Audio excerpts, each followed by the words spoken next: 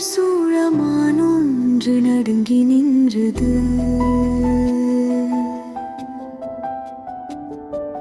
சிறுத்தையின் கண்கள் தீ போல எரிந்து அருகில் வந்தது.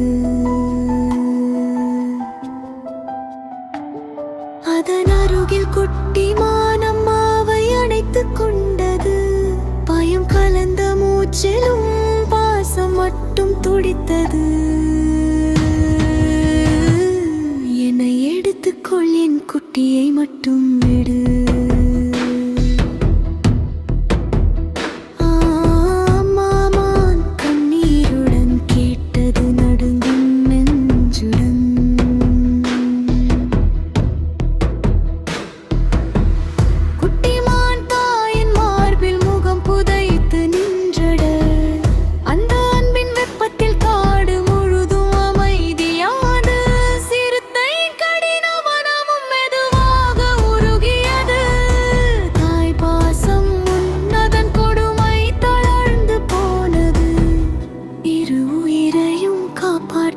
விட்டு விலகி சென்றது.